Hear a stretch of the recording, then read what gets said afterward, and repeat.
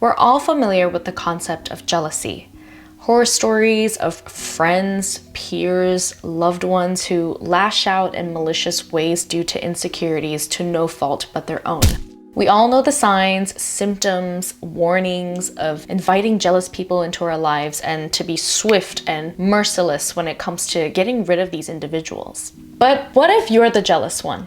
The one who casts this green-veiled net that you can't seem to untangle, that fear of anger, shame, pain, and failure all mixed into one that's got you asking, what's so special about them? Or why don't I have that? Hey guys, it's me, Celin, and I'm back. Let me tell you something.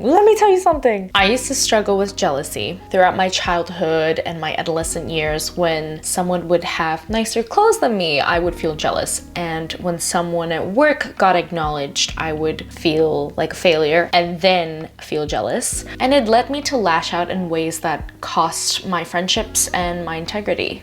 After years of self-reflection and a lot of thinking, I would love to show you the ways in how you can reframe jealousy and how you can overcome it.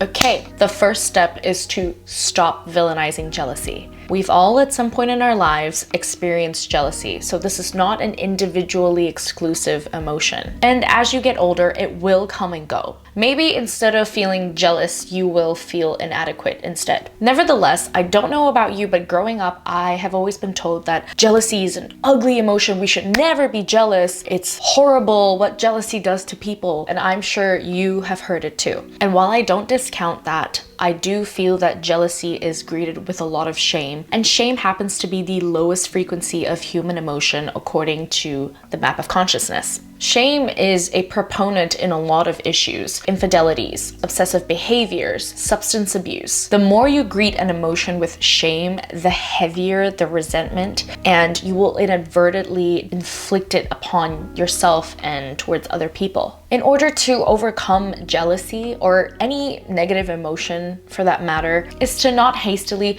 tuck it away in hopes that it'll subdue the yearning of wanting what someone has that you don't have, because it doesn't do anything but prolong the starvation of the darkest parts in yourself.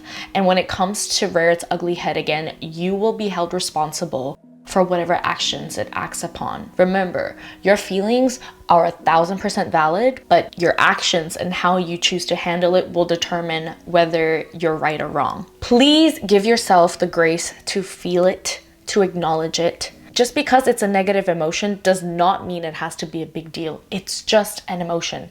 And like all emotions, it will pass.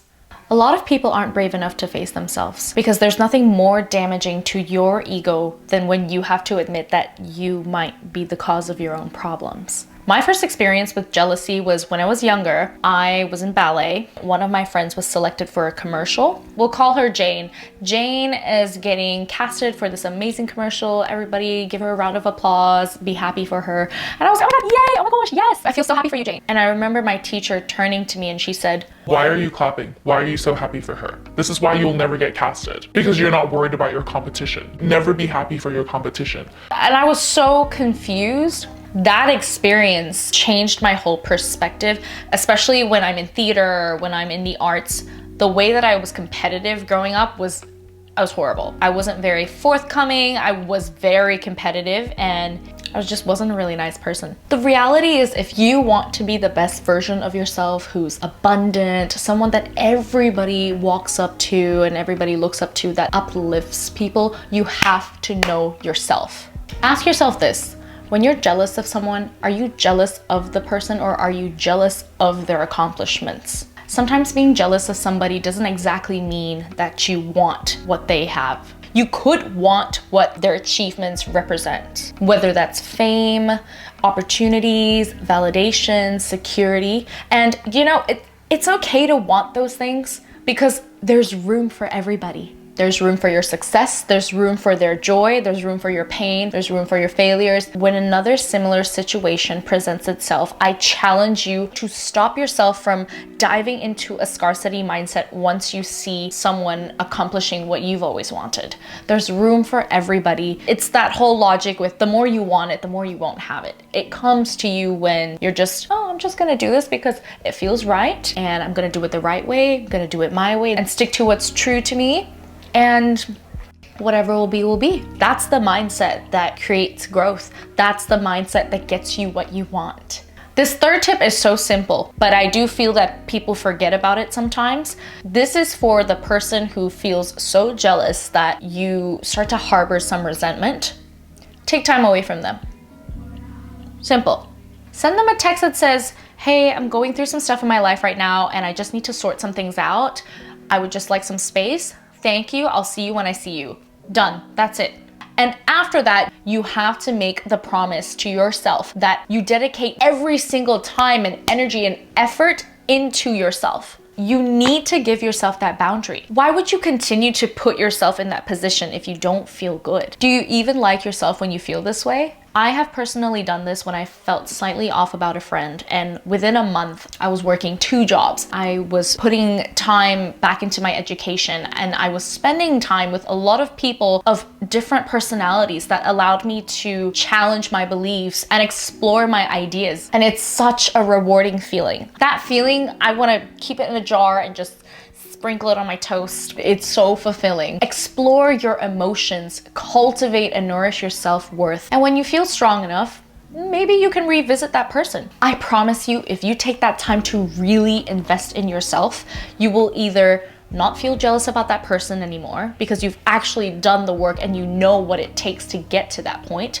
or you'll come back with a healthier set of boundaries that will help you. Either ways, you will lose nothing. But why don't people want to do it? And this is the very interesting thing about human beings. When we know the truth, and almost 9 out of 10 times, your body will always tell you the truth. Your instincts will know it from the gate if this woman is meant to be in your life, if this man is good for you. Once we find out the truth, we delay it. Brianna Wiest said it best in one of her books. People delay action once they know the truth. And the interim between knowing and doing is the space where suffering thrives. We give ourselves every reason under the sun as to why we don't want to achieve more. And it's because it's uncomfortable. The same way that people resort to watching adult content when they're bored, I believe that jealousy is a side effect of procrastination. Imagine procrastinating so much that you fixate on someone else's life, someone else's progress, what they're doing. That's why when you listen to horror stories of friends who are jealous and envious of you, these people are secretly obsessed with you. These people want to be you. They're worried about what you're wearing. They want to know what you're doing, who you're dating. You're so busy of being jealous of someone who is naturally blessed with these abilities or someone who has worked hard to accomplish what they achieve. But what you don't realize is that your jealousy is a compass. It's basically your body telling you, hey, I know you want these things and I think you can do it because this is pretty doable. So let's go and do it. So use all that frustrated energy and channel it into ways that you can strategically achieve the things that you want by your own merit. You don't need to tear anybody down in order to get what you want. Everything that you want and every ability that you have is already within you. You just need to put in the work in order to unlock it. At the end of the day, you are accountable for your own feelings and actions. It's okay to feel jealous. It's okay to compare. We're only human. It happens. Sometimes these people are put in place in your life to give you that reality check, to keep you hungry, to keep you learning. And that's how you'll grow. You'll strive for better because you are better than that. It doesn't mean that you're not worthy. In the wise words of Alyssa Edwards, don't get bitter, just get better. That's all for today. I hope these tips really helped you guys because it did help me growing up, and during those times I did wish that there was somebody out there that would address these kinds of things, help point out some guidelines and reassure me that I'm not crazy for feeling this way. Thank you so much. I will see you in the next video and I'm done.